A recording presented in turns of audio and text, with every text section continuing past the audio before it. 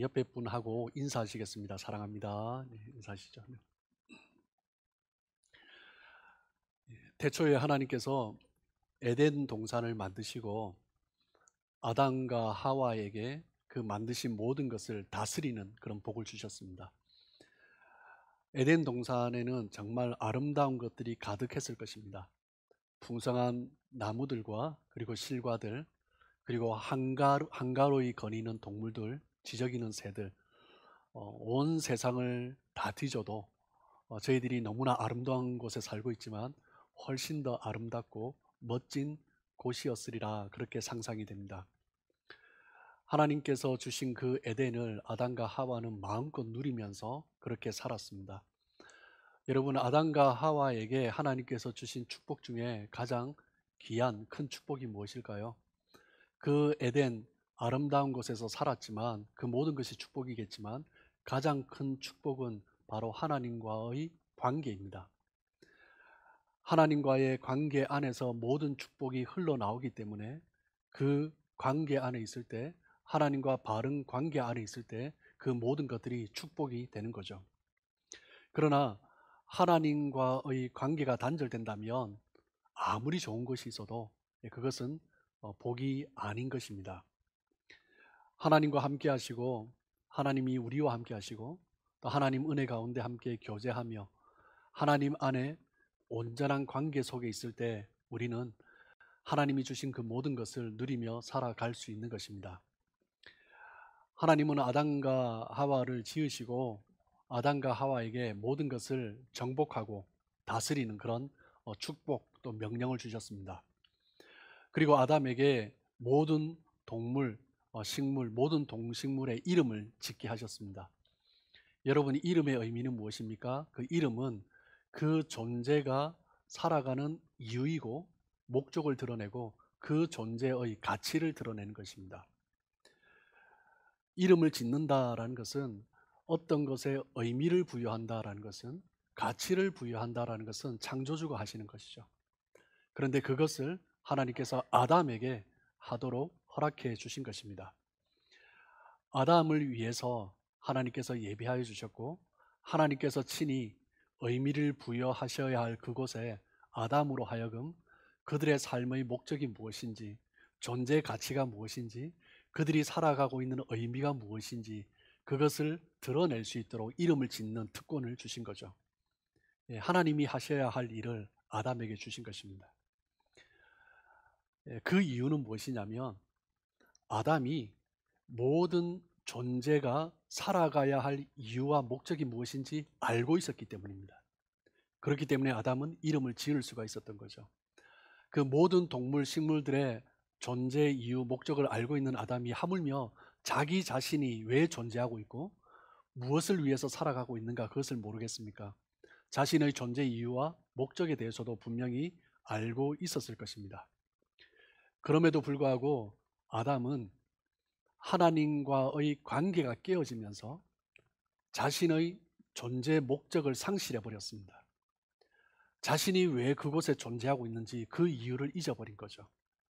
죄로 말미암아 하나님과의 관계가 단절되니 자신의 정체성을 잃어버린 것입니다. 내가 무엇을 위해서 살아가고 있는가? 내가 무엇 때문에 이곳에 존재하고 있는가? 그 모든 것을 잃어버린 거죠.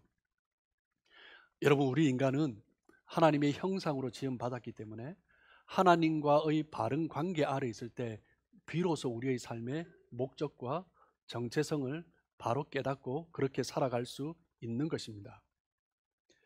하나님 안에서 내가 누구인지 알게 되는 거죠. 그런데 타락함으로 말미암아, 죄로 말미암아 내가 누군지 모르게 된 거죠. 내가 왜 이곳에 있는지 모르게 된 거죠. 그리고 자기 자신에게 질문을 던지고 내가 무엇을 해야 되는지 흔들리기 시작하는 것입니다. 자신이 누군지 모른다라는 것은 삶의 의미를 잃어버린 거죠. 우리 인간에게 가장 치명적인 것은 존재의 목적을 잃어버리는 것입니다. 존재의 목적을 잃어버리면 자신이 왜 살아야 하는가 그 이유를 잃어버리고 자신이 지금 살아가고 있는 나의 존재 가치가 무엇인가, 그것을 잃어버리는 것입니다. 그렇기 때문에 내가 왜 먹고 사는지, 내가 왜 공부를 해야 되는지, 내가 왜 일을 해야 되는지, 그 모든 것이 흔들리는 거죠. 자신의 삶에 대한 이유를 모르면 자신의 인생에 답이 없기 때문에 살아가는 그 자체가 버거워지는 것입니다. 어떤 사람은 먹는 것도 힘들대요. 어떤 사람은 숨 쉬는 것조차도 힘들다고 합니다. 왜요? 내가 왜 이곳에 있어야 되는가라는 것입니다. 내가 왜 존재해야 되는가라는 거죠. 그것을 잃어버리면 자신의 존재가 숨쉬고 있다는 것 자체가 힘든 사람이 있다라는 거죠. 그렇기 때문에 우리 인생은 왜 사는가? 무엇을 위해 사는가? 이 질문에 대한 답을 갖고 있는 것은 너무나 중요한 것입니다. 이 질문이 단순히 추상적인 질문이 아닙니다. 이 질문은 정말 우리의 삶 가운데 꼭 필요한 질문이고 내가 붙들어야 할 질문이고 답인 것입니다. 그렇기 때문에 사탄은 항상 우리를 흔듭니다. 무엇을 흔들어요? 왜 존재하는지, 내가 왜 이곳에 있는지, 내가 이곳에서 살아가야 할 이유가 무엇인지, 가치가 무엇인지, 목적이 무엇인지, 그것을 잊어버리게 만드는 거죠. 다른 것으로 우리의 시야를 흐리게 만들어 버립니다. 그래서 다른 것에 관심을 가지게 하고 다른 것을 쫓아가도록 그렇게 만들어 버리는 것입니다. 우리의 목적을 잃어버리면 에너지를 어디에다 쏟아요? 불필요한 곳에 쏟는 거죠. 분명한 목적이 있으면 그것을 향해 달려갈 텐데 목적을 모르니 이쪽으로 가봤다 저쪽으로 가봤다, 또 답이 없고 너무나 허망하고 또 지치고 힘들고 그렇게 살아가는 것입니다. 우리가 함께 지금 나누고 있는 로마서 14장 말씀을 보시면 14장은 먹는 것과 절기 지키는 문제, 특별히 전체적으로 음식의 문제로 인하여서 로마 교회가 갈등하고 있는 이야기를 언급하고 있습니다. 지난주에 함께 나누었던 것처럼 유대인 출신으로서 예수 그리스도를 믿고 개종한 그리스도인들은 과거 있었던 자신의 습관 때문에 부정한 것을 먹지 않기 위해서 고기 자체를, 시중에 유통되는 고기 자체가 대부분이 우상에게 드려진 것이었기 때문에 아예 그 자체를 먹지를 않았습니다. 그렇기 때문에 같이 하나님을 믿는 사람 안에서도 고기를 먹는 사람을 보면 부정한 자다라고 생각을 한 거죠. 그런데 반면에 이방인 가운데서, 로마인 가운데서 그리스도를 믿게 된 사람들은 먹는 것에 아무런 제약이 없다는 것을 알고 있었습니다. 오직 예수 그리스도를 믿기만 하면 구원을 얻는다라는 믿음을 가졌죠. 그렇기 때문에 아무 것이나 자유롭게 먹었습니다. 이것으로 인하여서 두 그룹이 갈등을 했죠. 서로 판단하고 비판하고, 그러면서 두 부류의 힘이 서로가 부딪히면서 그렇게 안타까운 모습을 보였던 것입니다. 사람들은 살아온 삶의 환경이 다 다르기 때문에 관점이 절대 같을 수가 없습니다. 모든 사람은 바라보는 관점이 다릅니다. 비슷한 사람은 있죠. 그래도 다 다릅니다. 그렇기 때문에 인간이 함께 살아간다라는 의미는 무엇이냐면 다른 생각 속에서 살아가기 때문에, 인간이 함께 살아간다는 의미는 무엇이냐면 항상 그곳에는 갈등이 내재되어 있다라는 것입니다. 우리의 삶은 그런 곳입니다. 그렇기 때문에 사람들이 모이는 곳은 갈등이 있는 것이 당연한 것입니다. 그런데 문제는 무엇입니까? 어떻게 이 갈등을 풀어가는가 하는 거죠. 바울은 오늘 본문에서 그 로마 교회 안에서 두 그룹이 서로 판단하고 비판하고 그렇게 갈등하는 문제가 무엇 때문인가, 그것을 이야기하고 있습니다. 이게 무엇입니까? 하나님께 초점을 맞추지 않았기 때문이다라는 거죠. 오늘 14장 7절 말씀입니다. 우리 중에 누구든지 자기를 위하여 사는 자가 없고 자기를 위하여 죽는 자도 없도다. 우리가 하나님을 믿었다면, 우리가 그리스도를 위해서 살아간다면 우리가 사는 것도, 우리가 죽는 것도, 사는 것도 나를 위해 사는 것이 아니고 죽는 것도 나를 위해서 사는 것이 아니다라는 것입니다. 우리가 살아가는 이 삶의 이유, 그리고 우리가 죽음을 맞이하게 될 때 어떤 죽음을 죽을 것인가, 그것에 대한 분명한 이유와 목적이 있다라는 거죠. 8절입니다. 우리가 살아도 주를 위하여 살고 죽어도 주를 위하여 죽나니 그러므로 사나 죽으나 우리가 주의 것이로다. 사도 바울이 지금 로마 교회에, 갈등하는 로마 교회에 던져주는 첫 번째 권면이 무엇입니까? 사는 것도 주를 위하여, 죽는 것도 주를 위하여. 그것이 바로 우리의 존재다라는 거죠. 여러분은 지금 무엇을 위해서 살아가십니까? 많은 분들이 이 질문에 뚜렷한 답을 내지 못하고 살아가는 경우가 참 많습니다. 무엇을 위해서 살아가고 있는가? 이 질문에 대해서 내가 뚜렷한 분명한 해답을 내어놓지 못한다면 죽음을 맞이하는 그 순간 나의 죽음이 어떤 죽음을 맞이할 것인가? 그것에 대한 분명한 답도 없는 거죠. 살아가는 이유와 죽어야 하는 이유가 분리된 것이 아닙니다. 연결된 거죠. 삶의 이유가 곧 죽음의 이유인 것입니다. 사람들이 왜 방황하면서 살아갑니까? 왜 사람들이 헛된 것에 마음을 빼앗기면서 시간을 허비하면서 그렇게 살아갑니까? 자신의 죽음에 대한 답이 없기 때문입니다. 나의 인생의 끝에 대한 확신이 없기 때문에 사람들은 그렇게 헤매면서 방황하면서 살아가는 거죠. 여러분, 어떤 인생이 가장 멋있는 인생이에요? 멋진 죽음을 맞이하는 인생이 가장 멋있는 인생입니다. 아무리 인생을 잘 살아도 그 죽음의 순간이 너무나 비참하면 멋진 인생이 아니죠. 하물며 인생을 살아온 모습을 볼 때는 그저 그냥 어느 한 시골의 촌파와 같은 그런 사람이라고 생각을 했는데, 죽음을 맞이하는 순간 그 모습을 볼 때, 사람들이 그 사람을 기억하는 모습을 볼 때 얼마나 위대한 사람인지, 그것을 사람들은 또한 발견할 수 있는 거죠. 인생을 살아갈 때 정말 중요한 순간은 죽음의 순간입니다. 무엇을 위해 죽어야 할지 아는 사람은 살아가는 삶에서도 흔들리지 않습니다. 내가 무엇을 위해서 죽을 것인가, 그것이 명확한 사람은 그 삶의 여정 가운데 어려움과 힘듦이 있어도 결코 흔들리지 않습니다. 그런데 나의 죽음이 어떠한가, 그것에 대해서 확신이 없는 사람은 이렇게 사는 것이 맞는가, 저렇게 사는 것이 맞는가, 방황하고 흔들리는 거죠.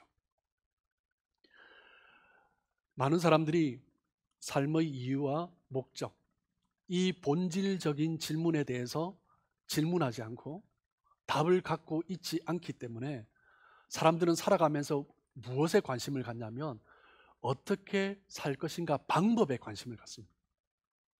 왜 사는가, 무엇을 위해서 사는 것이 아니라 무엇을 하며 어떻게 하며 살지, 그것에 사람들이 관심을 갖는 거죠. 뚜렷한 목적 없이 어떻게 하면 행복하게 잘 살 수 있을까, 어떻게 하면 즐기면서 살 수 있을까, 어떻게 하면 편하게 살 수 있을까, 그것에 대해서 사람들이 관심을 가지고 살아가고 있는 것입니다. 삶의 진정한 목적을 모른 채, 자신의 인생의 이유와 목적을 모른 채 살아가는 인생은 정말 위험한 인생입니다. 목적을 모르고 방법만 찾으면 어디로 갈지 모르는 거죠. 이것이 맞는 줄 알았는데 아닌 것 같고 또 저것을 찾고, 이 땅 가운데, 이 세상 가운데는 온전한 것이 없습니다. 그렇기 때문에 어떤 것을 찾아도 명확하지가 않습니다. 그렇기 때문에 또 헤매고 또 우왕좌왕하는 거죠. 의외로 많은 사람들이 그렇게 살아갑니다. 의외로 나이가 드신 분들 중에서도 여전히 그렇게 살아가시는 분들이 꽤 많습니다. 존재 목적에 대한 궁극적인 해답을 얻지 못하고 살아가고 있기 때문이죠. 자신의 인생의 목적이 무엇인지 모르면, 목적이 없으면 종착지가 어디인지 모릅니다. 그러면 그 인생은 어디로 가야 할지 모르고 많은 사람들이 허무한 인생을 마무리하게 되는 거죠. 그렇기 때문에 우리는 달려갈 목적을 분명히 찾아야 합니다. 내가 어디로 가야 하는지 그 목적 없이 살아가면 그 인생은 결국 비참한 종말을 맞이하게 되는 거죠. 인간이 죄를 범하고 하나님과의 관계가 깨어지면서 인간들이 자신의 존재의 이유와 목적을 상실해 버렸습니다. 많은 사람들이 그렇게 살아갑니다. 삶의 이유와 목적을 회복하지 못한 채 여전히 방황하면서 그렇게 살아가고 있는 거죠. 내가 왜 이 일을 해야 되는 걸까? 질문해야 되죠. 그리고 그것에 대한 답을 가지고 있어야 됩니다. 무슨 일을 내가 왜 하면서 살아가고 있는가? 그것에 대한 답을 가지고 있어야 되죠. 이 일을 통해서 내가 무엇을 이루어 갈 것인가? 그것에 대한 답이 있어야 됩니다. 그런데 그 답이 없으면 그 살아가는 일상이 너무나 지치고 힘들고 다람쥐 쳇바퀴 돌듯이 그렇게 살아가다 인생을 마무리하는 거죠. 내가 왜 이 일을 하는가? 다른 사람들이 볼 때 하찮아 보이는 일이라 할지라도 내가 이 일을 왜 하는지 하나님 안에서 분명한 답이 있으면 기쁨으로 살아갈 수 있는 거죠. 내가 그 답을 찾았다면 단순히 그 답을 가질 뿐만 아니라 그 답이 내 가슴에 와닿았을 때 내가 가슴 벅찬 그 감동이 있어야 되는 거죠. 그래, 내가 이것 때문에 이 일을 하는 거야 라는 그 감동이 있을 때 하나님 안에서 기쁨으로 살아갈 수 있는 것입니다. 그리고 그 삶에 대한 답이 있을 때, 그 답이 내 가슴에 감동을 줄 때 나의 삶이 하나님 안에서 멋지게 죽을 수 있겠구나 라고 생각하면서 살아갈 수 있는 거죠. 자신이 살아가고 있는 이유와 목적을 발견한 인생은 자신의 삶의 걸음을 걸어갈 수 있습니다. 어떤 상황에서도 흔들리지 않고 때로는 죽음조차도 뚫고 지나가는 그런 인생이 되는 거죠. 14장 9절입니다. 이를 위하여 그리스도께서 죽었다가 다시 살아나셨으니, 그리스도께서 우리를 위해서 이 땅에 오셨습니다. 우리 모든 죄인을 위해서 하나님께서 그 주시는 은혜 가운데 요한복음 10장 10절 말씀을 보면 하반절에 내가 온 것은 양으로 생명을 얻게 하고 더 풍성히 얻게 하려는 것이라. 우리에게 생명을 주시기 위해서, 우리에게 영생을 주시기 위해서, 우리를 구원하시기 위해서, 죄에서 구원하시기 위하여서 예수님께서 오셨습니다. 그리고 우리를 구원하기 위해서 이 땅에서 33년의 삶을 사셨어요. 그리고 우리를 구원하시기 위해서 이 땅에서 십자가에 못 박혀 죽으셨습니다. 예수님이 이 땅에 오신 삶의 목적은요, 십자가에 죽으시는 것입니다. 그리고 그 삶은 십자가를 향해서 나아간 거죠. 예수님의 삶의 목적이 예수님의 삶을 끌어간 것입니다. 내가 살아가야 할 분명한 목적이 있다면 내 삶을 이끌고 갈 수 있는 거죠. 내 삶의 목적을 분명히 알면 어떤 것에도 쉽사리 흔들리지 않습니다. 예수님께서 공생애를 시작하실 때 40일 동안 광야에서 금식하셨습니다. 그때 어떤 일이 있었죠? 마귀가 와서 예수님을 시험했습니다. 세 가지 시험을 했죠. 첫 번째, 배고프니까 이 돌로 떡덩이를 만들어라. 너의 능력을 보여라 라는 거죠. 여러분, 많은 사람들이 자신의 능력을 먹는 데 쓰고 있습니다. 성전 꼭대기에 올라가서 뛰어내려라. 네가 하나님의 아들이면. 많은 사람들이 자신의 명예를 위해서 살아가고 있습니다. 높은 산에 올라가서 천하 만국을 보여주면서 이 나에게 절하면 이 모든 것을 너에게 주겠다. 많은 사람들이 이 세상에서 더 많이 가지기 위해서 그렇게 살아가고 있습니다. 그런데 예수님은 세 가지 다 거절하셨습니다. 자신의 목적과 부합되는 것이 아니기 때문입니다. 자신의 삶의 이유가 그것이 아니기 때문입니다. 분명한 목적은 그 어떤 것도 그 삶을 흔들 수가 없는 거죠. 왜 우리가 다른 것에 마음을 빼앗깁니까? 다른 것에 마음을 빼앗기는 이유는요, 하나입니다. 목적을 잃어버렸기 때문입니다. 내가 왜 지금 이곳에 살고 있는가? 내가 왜 지금 여기 있는가? 내가 왜 지금 이 일을 하고 있는가? 그 이유와 목적을 잃어버렸기 때문에, 아니 알지도 못하고 살아가고 있기 때문에 사람들은 방황하고 힘들어하면서 그렇게 허무한 모습 속에서 헛되고 헛되고 헛되다라고 말을 하면서 살아가고 있는 거죠. 삶의 존재 목적을 잃어버리면 물질에 쉽게 흔들립니다. 세상 명예에 쉽게 흔들립니다. 세상 물질에, 세상의 부귀영화에 쉽게 우리의 마음을 빼앗겨 버립니다. 왜 살아가야 하는가 본질적인 문제에 답이 없으면 그냥 이 땅에서 무엇을 누리면서 살아갈까, 거기에 초점을 맞추며 살아가는 거죠. 14장 9절 하반절을 보시면 예수님이 다시 살아나심으로 곧 죽은 자와 산 자의 주가 되려 하심이라 라고 말씀하셨습니다. 예수님은 우리를 구원하시고 우리의 주가 되려 하셨습니다.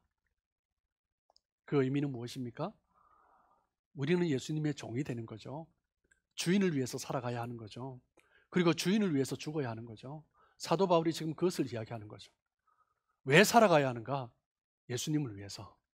왜 죽어야 하는가? 예수님을 위해서. 살아도 주를 위해, 죽어도 주를 위해. 우리의 삶의 이유는, 우리의 죽음의 이유는 예수님이어야 한다라는 것입니다. 제 고종 사촌 동생 중에 하나가 저보다 한 7, 8살 적은 것 같아요. 청와대에서 근무하는 친구가 있습니다. 어릴 때 자라오는 모습을 보면 하여튼 그냥 동네 아이들처럼 그냥 허름하게 철없는 아이처럼 그렇게 항상 느껴졌는데, 어느 날 청와대에서 근무한다고 하니 한 10여 년 전에 그 소식을 들었는데 사람이 탁 달라 보이더라고요. 갑자기 제가 생각했던 그 친구가 아니라 뭔가 격이 다른 그런 모습으로 탁 와닿더라고요. 여러분, 우리 인생은 누구를 위해 살아가고 있는가? 누구를 위해서 사용되고 있는가? 무엇에 사용되고 있는가에 따라서 우리 인생의 가치가 달라집니다. 똑같은 사람이라 할지라도 누구를 위해서 이 사람이 지금 일하고 있는가, 거기에 따라서 이 사람의 격이 달라지는 거죠. 살아가면서 가장 가치 있는 것이 무엇입니까? 예수님을 위해 사는 것입니다. 예수님께 붙들려 살아가는 인생은 그 인생의 가치가 수직 상승하는 것입니다. 예수님을 위해 살아갈 때 우리 인생은 가장 존귀한 인생이 되는 것입니다. 우리 삶에 아무리 좋은 것이 있어도 그것은 그냥 이 땅에서 좋은 것으로 끝나는 것입니다. 그러나 어떤 일이든 주님과 연결되고 주님을 위한 일이 될 때 우리 인생은 그 하나님의 은혜 가운데 영혼과 연결되는 것이고, 우리 인생은 이 땅에서 그 가치를 측량할 수 없는 그런 인생이 되는 것입니다. 물론 자기 자신을 위해서도 살아갈 때 만족이 올 수 있죠. 그런데 그 만족과는 비교할 수 없는 것입니다. 자신을 위해서 사는 그 삶은 만족하는 것 같지만 금방 그 만족이 지겨워지고 사라지게 되고 또 불만족하게 되고, 그러면서 또 다른 것을 찾게 되는 것입니다. 교회도 마찬가지입니다. 우리가 신앙생활을 하면서 자기를 위해서 신앙생활하는 사람이 있습니다. 나의 뜻을 위해서 신앙생활하는 사람이 있습니다. 나의 유익을 위해서, 나의 복을 위해서, 나의 가족의 안위를 위해서 신앙생활하는 사람이 있습니다. 그러면 교회 생활하지만, 신앙생활하지만 금방 한계에 부딪히는 거죠.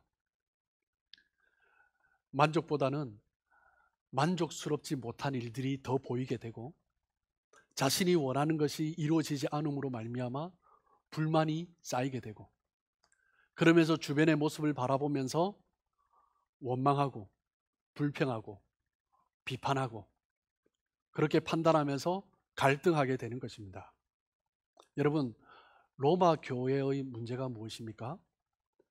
교회 생활을 하면서도 주님을 위해서 교회 생활하는 것이 아니라 자신의 문화, 자신의 생활 패턴, 자신의 삶의 관습, 그것을 놓지 아니하고 그것을 붙들면서 자신의 그 철학을, 자신의 삶의 그 모습을 그대로 이루어가면서 신앙생활을 하고 있는 거죠. 자신의 만족이 우선되기 때문에 다른 사람들을 바라보면서 판단하고 비판하고 갈등하게 되는 것입니다. 자신이 중심이 되면 자신의 만족을 찾기 마련이고, 그러면 항상 불만이 따라오죠. 그러면 그것으로 말미암아 원망하고 비판하고 갈등하는 것이 항상 일어나는 것입니다. 우리의 마음이 이 세상에 빼앗기면, 우리의 마음이 우리의 자기 만족, 자기 욕망에 빼앗기면 항상 불만이 나오는 것입니다. 목적이 분명하지 않은 사람은요, 항상 주변을 바라봅니다. 주변을 기웃거릴 수밖에 없죠. 이 사람은 무엇을 하나? 저 사람은 무슨 이야기를 하나? 어떻게 해야 되나? 자신의 목적이 분명한 사람은 흔들리지 않는데 이것저것을 들으면서 흔들리는 것입니다. 그러면서 이것이 맞는 것 같기도 하고 저것이 맞는 것 같기도 하면서. 하지만 목적이 분명한 사람은요, 그 주변의 소리에 귀 기울일 여유가 없습니다. 하나님께서 나를 향한 그 이유, 목적, 그것이 있는데 이 소리 저 소리에 시간을 빼앗기면서 살아갈 여유가 없는 거죠. 로마서 14장 10절입니다. 내가 어찌하여 내 형제를 비판하느냐? 어찌하여 내 형제를 업신여기느냐? 왜 다른 사람을 비판합니까? 자기 기준이 있기 때문이죠. 자기 만족을 위해서 살아가고 있기 때문입니다. 그러니 다른 사람을 바라보면서 비판하는 것입니다. 다르게 표현하면 자기 확신이 없는 것입니다. 하나님께서 나를 향하는 확신이 없기 때문에 하나님을 위한 삶이 아니라 자신을 위한 삶이 되고 자기 생각이 중심이 되니 비판하고 판단하는 것입니다. 비판하고 판단하는 사람의 특징은 하나님이 주신 확신이 없는 사람입니다. 자신의 삶에 대한 하나님이 주신 확신이 없으니 다른 것에 눈을 돌리고 귀 기울이고 그렇게 시간을 낭비하면서 자신의 마음을 낭비하면서 그렇게 살아가는 것입니다. 사도 바울은 우리가 결국 하나님의 심판대 앞에 서게 될 것이다 라고 이야기합니다. 14장 10절 하반절을 보시면 우리가 다 하나님의 심판대 앞에 서리라. 평소에 우리가 살아가면서 참 많은 일들 가운데 쫓기면서 살아갔지만, 그렇게 살아가고 있지만, 그러면서 항상 우리는 근원적인 질문을 던져야 됩니다. 나는 왜 살아가고 있는가? 나는 무엇을 위해서 살아가고 있는가? 나는 어디에서 와서 어디로 가고 있는가? 그 근원적인 질문을 던져야 됩니다. 언젠가 우리 모든 인생은 갑자기 죽음이 다가옵니다. 그렇기 때문에 나이에 관계없이 우리는 항상 이 질문에 대해 고민하고 답을 찾고 그 주신 내가 확신한 붙든 그 답을 가지고 그렇게 살아가야 하는 것입니다. 우리는 마지막 날 하나님 앞에, 사도 바울은 뭐라고 표현해요? 하나님의 심판대 앞에 서리라 라고 말을 합니다. 우리 인생은 하나님 앞에서 하나님의 그 심판 앞에 서게 되는 거죠. 히브리서 9장 27절에 말씀하고 있는 것처럼 우리 모든 사람은 다 죽기 마련입니다. 그 후에는 심판이 있다라고 합니다. 모든 사람에게 심판이 있습니다. 예수를 믿는 사람이든 믿지 않는 사람이든 죽음을 맞이하면 모든 사람은 심판대 앞에 서게 되는 것입니다. 언젠가 하나님 앞에 서는 그날이 왔을 때 우리는 어떤 모습이어야 하는가? 어떻게 보면 굉장히 두려운 거죠. 하나님의 그 심판대 앞에서 우리는 무엇을 판단받습니까? 예, 우리의 행함이죠. 로마서 14장 12절입니다. 이러므로 우리 각 사람이 자기 일을 하나님께 직구하리라. 하나님 앞에서 우리의 심판을 준비하며 살아가야 합니다. 우리가 하나님 앞에 서게 될 때 나는 어떤 심판을 받을 것인가? 그 심판의 내용은 각자 살았던 그 삶의 내용을 가지고 나의 입술로 하나님께 직고하는 것입니다. 그렇기 때문에 바울은 그 로마 교회 성도들을 향하여서 너희가 지금 무엇을 하고 있는가? 너희가 지금 존재하고 있는 이유와 목적이 무엇인가? 하나님께서 교회를 세우신 목적이 무엇인가?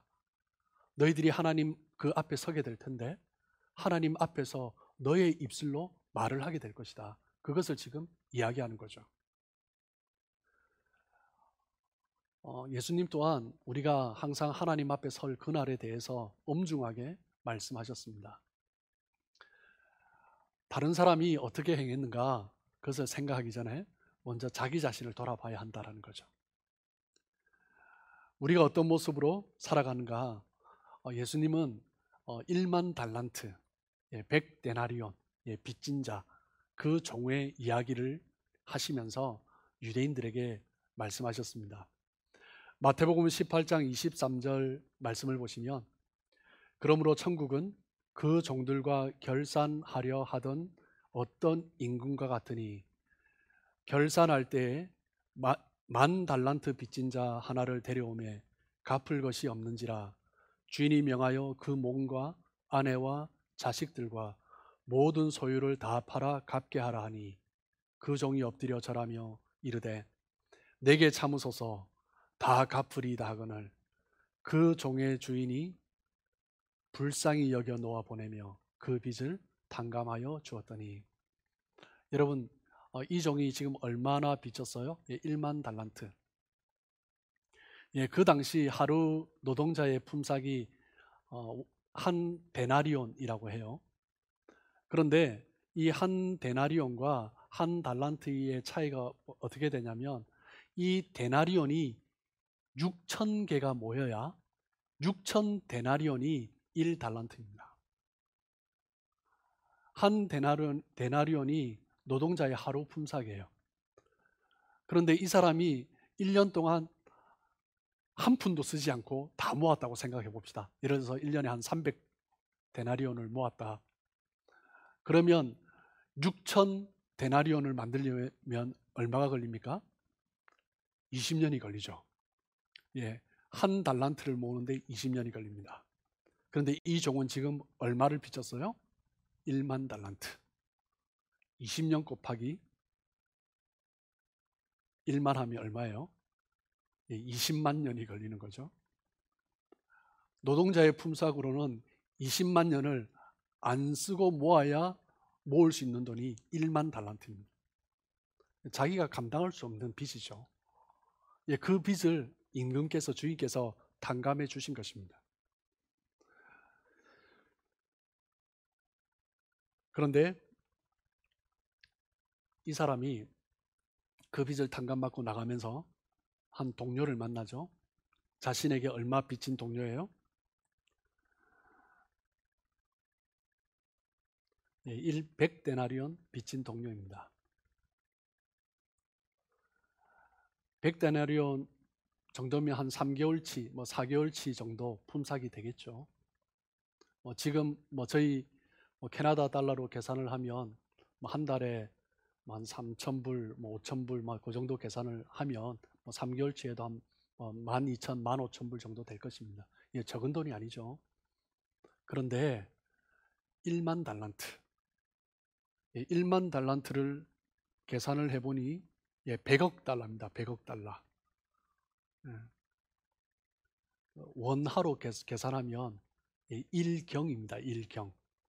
1, 10, 100, 천만, 억, 10억, 100억, 1000억, 조. 그 다음에 또 뭐 경 이렇게 있죠. 그 빚을 탕감받은 사람이 한 3, 4개월 정도 월급 되는, 근데 그 사람이 동료예요. 친구예요. 여러분, 그 정도 돈이면 정말 친구라면 뭐 구워줄 수도 있고 줄 수도 있는 돈 아니겠습니까? 물론 적은 돈은 아니죠. 그런데 자기 자신이 탕감받은 것에 대해서는 잊어버리고 나에게 빚진 그것에 대해서는 얼마나 철저한지 감옥에 가둬버리는 것입니다. 그것을 본 친구들이 너무나 측은해서 안타까워서 임금께, 주인께 고하죠. 마태복음 18장 32절에서 34절입니다. 이에 주인이 그를 불러다가 말하되 악한 종아, 내가 빌기를 내가 내 빚을 전부 탕감하여 주었거늘 내가 너를 불쌍히 여긴과 같이 너도 내 동료를 불쌍히 여김이 마땅하지 아니하냐고. 주인이 노하여 그 빚을 다 갚도록 그를 옥졸들에게 넘기니라. 1만 달란트 빚을 다 갚도록 가두었습니다. 갇혀서 어떻게 갚을 수 있을까요? 모르겠습니다. 갚을 방법이 없겠죠. 마태복음 18장 35절입니다. 너희가 각각 마음으로부터 형제를 용서하지 아니하면 나의 하늘 아버지께서도 너희에게 이와 같이 하시리라. 이 1만 달란트 100데나리온의 비유는 우리가 용서받은 것이 얼마나 큰데, 영원한 천국에 갈 수 있는 그 영생의 복을 우리가 얻었는데, 사람들과의 관계 속에서 일어나는 그 일들은요, 우리가 천국에 갈 수 있는 그 죄의 탕감받은 것과는 비교할 수가 없는 거죠. 그런데 아웅다웅하면서 내가 하나님 앞에 용서받은 것은 당연한 것이고, 사람들 관계 속에서의 그 일어나는 크고 작은 문제들은 용서하지 못하고 보복하고 안 갚고 그렇게 살아가고 있다는 거죠. 이 말씀을 또한 사도 바울이 로마 교회에 하고 있는 것입니다. 너희가 하나님의 그 은혜로 말미암아, 십자가의 은혜로 말미암아 재용삼을 받았는데 먹고 안 먹는 그 문제 때문에, 절기를 어떻게 지킬까 안 지킬까 그 문제 때문에 서로 비난하고 판단하고 갈등하고 그렇게 살아가고 있냐라는 거죠. 마태복음 7장 1절 2절입니다. 비판을 받지 아니하려거든 비판하지 말라. 너희가 비판하는 그 비판으로 너희가 비판을 받을 것이요 너희가 헤아리는 그 헤아림으로 너희가 헤아림을 받을 것이라. 이는 단순히 비판하지 말라라는 의미가 아니에요. 비판하고 정죄하는 것이 얼마나 무서운 일인가, 그것을 지금 말씀하시는 것입니다. 자신이 용서받는 것은 당연한 것이고, 자신이 어떤 죄의 상태였는지 자신의 상태는 잊어버리고 다른 사람을 향하여서 비판하고 정죄하는 것, 그것이 얼마나 위험한 일인가, 얼마나 무서운 일인가, 그것을 지금 말씀하는 거죠. 마태복음 7장 3절입니다. 어찌하여 형제의 눈 속에 있는 티는 보고 내 눈 속에 있는 들보는 깨닫지 못하느냐. 눈 속에 들보, 눈 속에 티, 어떻게 들보가 있을 수 있습니까? 그것은 인간의 힘으로는 우리가 그 천국에 갈 수 없는 거죠. 하나님의 그 은혜 아니고서는 우리는 하나님의 자녀로 설 수 없는 거죠. 그런데 우리 스스로도 뺄 수 있는 티, 이것을 가지고 서로 아웅다웅하면서 살아가는 모습을 향하여서 책망하시는 것입니다. 여러분, 비판은요, 우리의 시선을 다른 사람에게 고정하는 것입니다. 신앙생활은 우리의 시선을 하나님께 고정하고 그리고 자기 자신에게 고정하는 것입니다. 내가 얼마나 죄인인가, 나를 보면서 내가 얼마나 비참한 죄인인가, 그것을 생각하면서 하나님 없이는 안 된다는 것을 또 깨달으면서 하나님을 바라보고, 신앙생활 한다는 것은요, 끊임없이 자기를 돌아보는 것입니다. 나를 돌아볼 줄 아는 사람은요, 다른 사람을 향해서 그렇게 쉽게 정죄하지 않습니다. 그렇게 쉽게 판단하고 비판하지 않습니다. 나를 돌아보는 사람, 그 사람이 신앙생활 가운데 서 있는 사람입니다. 내가 얼마나 연약한 죄인인가 또 돌아보고 또 돌아보고. 그것이 믿음 생활하는 거죠. 그런데 믿음 생활하는데 판단하고 비판하는 것, 그것은 지금 건강한 믿음 생활이 아니다라는 거죠. 여러분, 가정에 부부가 있습니다. 갈등이 일어나면 어떻게 해야 됩니까? 서로 상대방이 잘못한 것, 그것을 이야기하면 갈등이 해결됩니까? 그렇지 않습니다. 내가 무엇을 잘못했는가? 부부 관계가 가장 대표적인 거죠. 해결할 수 있는 방법은 상대가 무엇을 잘못했냐라기보다 내가 무엇을 잘못했는가, 그것을 돌아보는 것입니다. 예, 그 부부가 건강한 부부죠. 가정에 문제가 일어났을 때 나의 문제가 무엇인가? 내가 문제야 라고 생각을 하기 시작하면 그 가정은 정말 건강하게 세워질 수 있습니다. 그런데 가정에 다른 사람을 향하여서 비난하고 책망하면 그냥 끊임없이 불화 가운데 살아갈 수밖에 없는 거죠. 여러분, 우리가 살아가면서 정말 필요한 것은 무엇이냐면 나의 문제가 무엇인가, 그것을 끊임없이 돌아보는 것입니다. 자세히 돌아보면 우리가 살아오면서 많은 사람들 때문에 상처를 주기도 하고 받기도 하죠. 그런데 정말 자기 자신을 돌아보면 나 때문에, 저를 포함해서 상처받은 사람이 얼마나 많은지 모릅니다. 그런데 사람들은요, 대부분 자신이 상처받는 것만 생각하지 내가 상처 준 것에 대해서는 그렇게 개의치 않습니다. 나도 모르게 또 다른 사람에게 상처 주고 시험 들게 하고, 그 일들이 얼마나 많은지 인식하지 못하면서 살아가고 있는 거죠. 그렇기 때문에 우리 인간이 살아가면서요, 또 우리의 가정이든 교회든 직장이든 어디에서든지 문제가 있다면 내 문제가 무엇인가? 나의 연약함이 무엇인가? 그것을 찾고, 그것을 돌아보고, 그것을 고치고, 하나님께서 가정 가운데 나를 통해서 하실 일이 무엇인가? 교회 안에서 하나님께서 나를 통해서 이루실 일이 무엇인가? 직장에서 하나님께서 나를 통해서 이루고 싶어 하시는 목적이 무엇인가? 그것을 발견함으로 그것을 또 고쳐가고 또 내가 바로 서고, 그렇게 세워져 가는 것입니다. 하나님 앞에 서게 될 때 우리는 곧 하나님의 심판대 앞에 서게 될 텐데, 그때 우리는 직고하게 됩니다. 하나님, 연약하지만 제가 가정에서 이렇게 했어요. 하나님, 참 부족하지만 교회에서 갈등이 있을 때 저는 이렇게 했어요. 하나님, 참 여전히 부족하지만 직장에서 어려운 문제가 있을 때 저는 믿는 사람으로 이렇게 했어요. 부족하지만 그때 하나님께서 칭찬하시는 거죠. 잘했다. 착하고 충성된 나의 종아. 하나님 앞에 직고하게 될 텐데 아무 말도 하지 못하고 믿는 사람으로 너는 뭐 했니? 아무 말도 하지 못한다면 얼마나 안타깝겠습니까?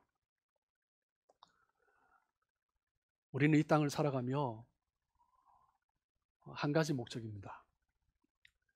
고린도전서 10장 31절에 말씀하고 있는 것처럼 먹든지 마시든지 무엇을 하든지 무엇을 위해서요? 하나님의 영광을 위해서.